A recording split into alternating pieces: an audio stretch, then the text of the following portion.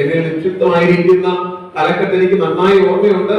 കുടുംബത്തെ കുറിച്ചുള്ളതായ ഒരു അവബോധം നിങ്ങൾക്ക് നൽകി തരിക എന്നുള്ളതാണ് കർത്താവദാസൻ എന്നോട് പറഞ്ഞത്. ഞാൻ ആ വിഷയത്തെ ആസ്പദീകരിച്ചുകൊണ്ട് തന്നെ ചില നിമിഷങ്ങൾ സംസാരിക്കുവാനാണ് താല്പര്യപ്പെടുന്നത്.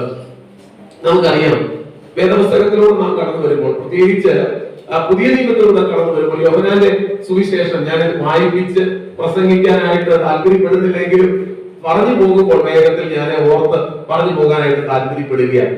2 പ്രധാനപ്പെട്ട അധ്യായങ്ങളിൽ, യോഹന്നാന്റെ സുവിശേഷത്തിലെ 2 അധ്യായങ്ങളിലാണ് 2 കുടുംബങ്ങളെ പ്രത്യേകിച്ച് പരിചയപ്പെടുത്തുന്നത്. 2-ാം അധ്യായത്തിലും 11-ാം അധ്യായത്തിലും 2 അനുഗ്രഹീത കുടുംബങ്ങളെ നമുക്ക് കാണാനായിട്ട് കഴിയും. ഒന്നാമത്തെ കുടുംബത്തിന്റെ പ്രത്യേകത എന്ന് പറയുന്നത് കാനാവിലെ ഒരു കുടുംബമാണ്. നിങ്ങൾക്ക് എല്ലാം അറിയാം, ഒരുപാട് പ്രാവശ്യം പ്രസംഗങ്ങൾ കേട്ടിട്ടുള്ളത് കൊണ്ട് ഞാൻ അതിന്റെ ഭാഗങ്ങളൊന്നും വായിച്ച് പറയാനായിട്ട് രാവിലെ താല്പര്യപ്പെടുന്നില്ല. ആ കുടുംബത്തിന്റെ പ്രത്യേകത എന്ന് പറഞ്ഞാൽ അവിടെ ഒരു അനുഗ്രഹീത ശുശ്രൂഷ നടക്കുന്ന സമയത്ത് അവർ യാദൃശ്യാൽ ക്രിസ്തുവിനെ കൂടെ അതിന് ക്ഷണിക്കുവാനിടയായിട്ടുണ്ട്. അതാണ് ആ കുടുംബത്തിന്റെ പ്രത്യേകതയായിട്ട് നമുക്ക് കാണാൻ കഴിയുന്നത്. ഈ പുസ്തകത്തിനകത്ത് എടുത്തു വരണമെന്നുണ്ടെങ്കിൽ ഓർത്തോളം ആ കുടുംബത്തിൽ ക്രിസ്തു വരണം, എങ്കിൽ മാത്രമേ അതിനകത്ത് പ്രസക്തിയുള്ളൂ എന്നുള്ളത് മറന്നു പോകരുത്.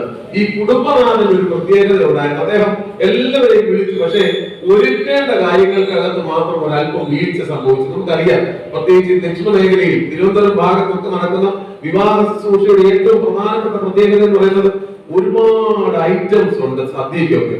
ഞങ്ങളുടെ നാട്ടിലോട്ടൊക്കെ പോയി കഴിഞ്ഞാൽ ഒരു 2-3 പരിപാടികൾ കൊണ്ടൊക്കെ അവർ പരിപാടി ഒതുക്കും. പക്ഷെ ഇവിടെ എങ്ങനെയല്ല, ഇവിടെ വിളമ്പുന്നത് കണ്ടാൽ തന്നെ വളരെ രസകരമാണ്. അതിനൊക്കെ ഒരു അടുക്കും ചിട്ടയും ഓർഡറും ഒക്കെ ഉണ്ട്. അതൊക്കെ കഴിയുമ്പോൾ തന്നെ അതിന്റെ ഒരു ഭംഗിയായ അനുഭവങ്ങളൊക്കെ ഉണ്ട്. ഇതിലേതെങ്കിലും ഒക്കെ കുറഞ്ഞു പോയാൽ നിങ്ങൾ വിളിച്ചു വരുത്തിയിരിക്കുന്ന ആൾക്കാരാകെ പിണങ്ങും. കാരണം അവർക്ക് ഇതിലൊക്കെ ഇഷ്ടക്കുറവുണ്ടാകാനുള്ള സാധ്യതകളുണ്ട്. ഇറങ്ങി ചിലപ്പോൾ നിങ്ങളോട് പറയാൻ കഴിഞ്ഞില്ലേ, ഇറങ്ങുമ്പോൾ പറയും അതിനകത്ത് 2 ഐറ്റം കുറഞ്ഞു പോയിരുന്നു, അല്ലെ പായസത്തിൽ 2 കുറഞ്ഞു. ഇങ്ങനെയൊക്കെ ഒരുപാട് കുറ്റം കേൾക്കാനുള്ള സാധ്യതകളുണ്ട്. ഈ കുടുംബനാഥന് സംഭവിച്ചതിന്റെ ഏറ്റവും പ്രധാനപ്പെട്ട കാര്യം അവിടുത്തെ ഒരു അപ്പറ്റൈസർ എന്ന് പറയും. ആദ്യം പ്രധാനമായിട്ടും ഈ ക്ഷണിച്ചു വരുത്തുന്ന ആൾക്കാർക്ക് കൊടുക്കുന്ന വീഞ്ഞ് തികയാതെ വന്നു എന്നുള്ളതാണ് ഈ കുടുംബത്തെ സംബന്ധിച്ചിടത്തോളം ഏറ്റവും പ്രധാനപ്പെട്ട പ്രശ്നമായി മാറിയത്. വിളമ്പുകാരന് ഇതിനെക്കുറിച്ച് ഗൗരവമായിട്ട് അറിയത്തില്ല. കാരണം ഇത് അകത്തുനിന്ന് കൊണ്ടുവരുന്നതനുസരിച്ച് വിളമ്പി കൊടുക്കുക ചെയ്യുന്നത്. ഇത് തിരിച്ചറിയാവുന്ന ഒരാളായിരുന്നു കുടുംബത്തിന്റെ പ്രധാനപ്പെട്ടയാള്. ഈ കുടുംബത്തിൽ ജീവിതത്തിലെ സകല പ്രതീക്ഷകളും അസ്തമിച്ചു പോകുമെന്നുള്ള സമയം എത്തിയപ്പോൾ അവിടേക്ക് കടന്നു വന്ന കർത്താവിനെയാണ് നമുക്ക് അവിടെ കാണുവാനായിട്ട് കഴിയുന്നത്. യേശുവിന്റെ അമ്മ അവിടെ കടന്നു വന്ന് മകനോട് പറയുന്ന ഒരു പ്രധാനപ്പെട്ട കാര്യം, മോനെ ഇവിടെ വലിയ പ്രയാസത്തിലൂടെയാണ് കടന്നു പോകുന്നത്. അവർ തമ്മിലുള്ള സംഭാഷണത്തെ കുറിച്ച് ഒന്നും ഞാൻ ഈ രാവിലെ സംസാരിക്കാൻ താല്പര്യപ്പെടുന്നില്ല. എങ്കിലും അവിടെ ചില നിർദ്ദേശങ്ങൾ പങ്കുവയ്ക്കുമ്പോൾ അത് ഉൾക്കൊള്ളുവാൻ തയ്യാറാകുന്ന പ്രിയപ്പെട്ടവർക്ക് വേണ്ടി പ്രവർത്തിക്കുന്ന ഒരു ദൈവകരമുണ്ടെന്നുള്ളത് യേശു കർത്താവിന്റെ അടയാളത്തിലൂടെ വ്യക്തമായി കാണുവാൻ നമുക്ക് 2-ാമത്തെ അധ്യായത്തിൽ മനസ്സിലാക്കുകയാണ്.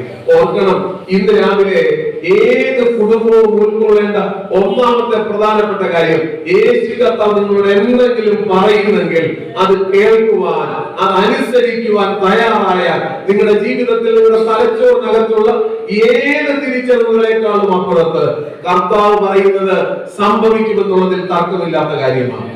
വെള്ളം കോരി നിറയ്ക്കാൻ പറഞ്ഞപ്പോൾ അവർ ഒരിക്കലും വിചാരിച്ചില്ല ഇതെന്തെങ്കിലും ഒരു അത്ഭുതത്തിന് വേണ്ടി, ഒരടയാളത്തിന് വേണ്ടിയുള്ള സംഭവമാണെന്നുള്ളത്. മറിച്ച് പറഞ്ഞതിനപ്പുറത്ത് ഒരു ചോദ്യത്തിന് അവിടെ പ്രസക്തിയില്ല. കേൾക്കുവാൻ തയ്യാറായതുകൊണ്ട് കോരി നിറച്ചു കഴിഞ്ഞപ്പോൾ അവരോട് പറയുന്ന അടുത്ത വാക്ക്, ഇനിയും കൊണ്ടുപോയി വിരുന്ന് വാങ്ങി കൊടുത്തു, ബാക്കി കാര്യമെല്ലാം നടന്നു കഴിഞ്ഞിരിക്കുക. കാരണം എന്താണെന്നോ, ഉടയവന്റെ കരങ്ങളിൽ എന്തെങ്കിലും ഏൽപ്പിക്കുവാൻ തയ്യാറായാൽ അതിനകത്തേക്ക് ഒരു നോട്ടത്തിന്റെ ആവശ്യമേ ഉള്ളൂ. പച്ചവെള്ളത്തെ വീഞ്ഞാക്കാൻ കഴിയുന്ന ഒരു സ്വർഗത്തിലെ ദൈവമാണ് നമ്മുടെ നടുവിൽ ഇറക്കി വന്നിരിക്കുന്നത്. എത്ര ഉറപ്പ് ഈ രാവിലെ കാലം നൽകിയത്, ആ തിരിച്ചറിവ് നിങ്ങൾക്ക് നൽകിയത്. നിങ്ങളുടെ ജീവിതത്തിൽ രുചിയില്ലാതിരുന്നത്, ഗുണമില്ലാതിരുന്നത്, നിറമില്ലാതിരുന്നത് നിറമുള്ളതാക്കി മാറ്റുവാൻ കഴിയുന്ന ഒരു ദൈവത്തെ നാം സേവിക്കുന്നത് എന്നുള്ളത് മറന്നു പോകരുത്. കാനാവിലെ കല്യാണത്തിന്റെ അവസാന ഭാഗത്തുണ്ട് ഇത് അടയാളങ്ങളുടെ തുടക്കമാണ് എന്ന് പറഞ്ഞാൽ കുടുംബത്തിനകത്ത് ദൈവം ചെയ്യുന്ന ദൈവപ്രവൃത്തിയോടുകൂടിയ യേശു കർത്താവിന്റെ ശുശ്രൂഷകളുടെ ആരംഭമായി നമുക്ക് കാണുവാൻ കഴിയുന്നത്. എന്ന് പറഞ്ഞാൽ കുടുംബത്തിൽ പ്രവൃത്തി ആരംഭിച്ചു കഴിഞ്ഞാൽ ബാക്കി എല്ലാം കൃത്യമായി നടക്കുവാൻ ഇടവരുമെന്നുള്ളതിൽ തർക്കമില്ലാത്ത കാര്യമാണ്.